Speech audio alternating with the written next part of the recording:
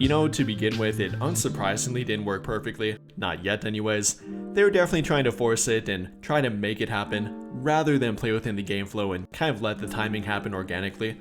But slowly but surely it did improve throughout this game, which will only get better as the year goes on. Like I said though, right away it didn't work out. The very first time they tried a high pick and roll, it nearly did end up in a turnover. Luka throwing a pass that kind of went behind DeAndre Ayton, nearly resulting in a turnover, but eventually goes to Austin Reaves in the corner. Reaves getting the ball and then driving to the rim, creating a shot for DeAndre Ayton at the rim. Though he actually got blocked here by Cayman Maliwatch, a very impressive block nonetheless, but he got it back and eventually laid it up for 2. But like I said, it eventually did get better. A few plays later down the court, they run another high pick and roll, and you can tell that Luka waited a little bit longer before looking for Ayton, drawing the pick and roll coverage and drawing both the help defender and his primary defender more away from him, opening up a wider lane for a lob pass, and that's directly what he does here with DeAndre Ayton. Waiting for him to get at the rim, then throwing a nice little lob pass touch for Ayton to really throw down easily. Again, definitely some noticeable improvement from high pick and roll number 1 to high pick and roll number 2 between them.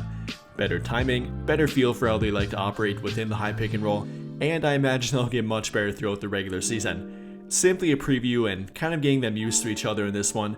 They ran a few more high pick and rolls, but none of which ended up in a lob connection. That was their only one throughout this game, but again, I imagine that they'll be doing plenty more of this throughout the year, and we'll see plenty more of it too. But with that in mind, both DeAndre Ayton and JJ Redick talked about the connection between them post-game, how DeAndre Ayton felt about it, how the connection will grow between them, and kind of what Redick saw too. So here's quickly what they both had to say.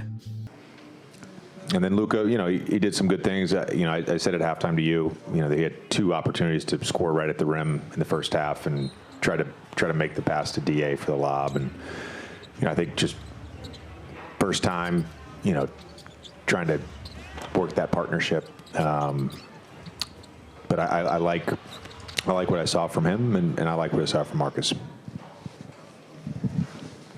JJ, that sort of pick and roll partnership, you can fast track it. I in some ways, I'm sure try to, like you said, like your daily vitamin sessions and things like that. But like, does it really take like just repetition on nights like this to get as in sync as it needs to be?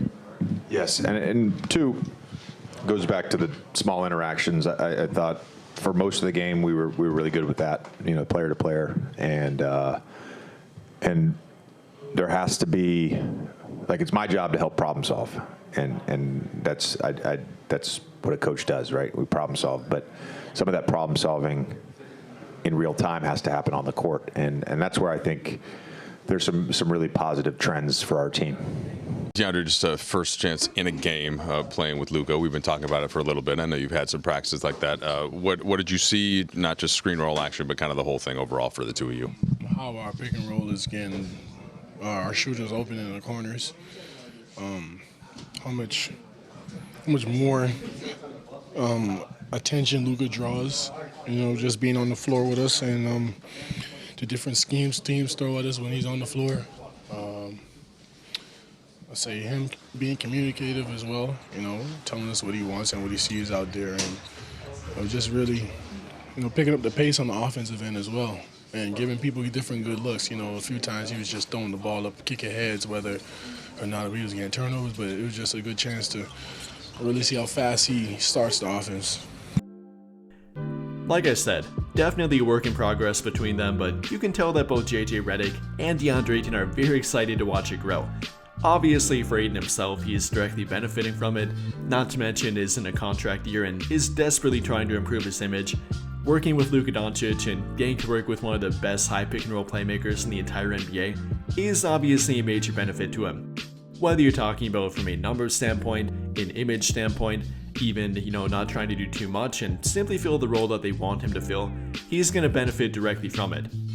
However, it's definitely not only offensively with him. If anything, it's actually more on defense, and what they need more from him on the court is more about what he shows on defense, which he definitely has been showing plenty of throughout preseason.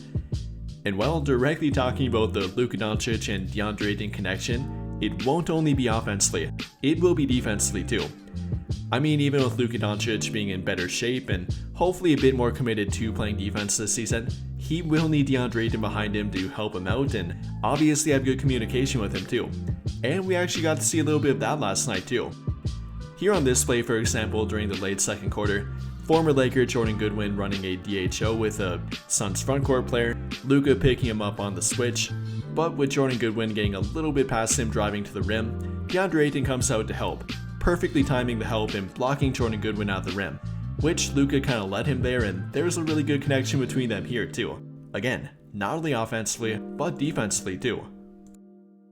Or for a different example in this game, and really hate to pick on Jordan Goodwin here, not to say that he really got picked on, as he did have a great game last night, dropping 24 points on 10 of 20 from the field, but he definitely did get a few shots blocked at the rim from DeAndre Ayton.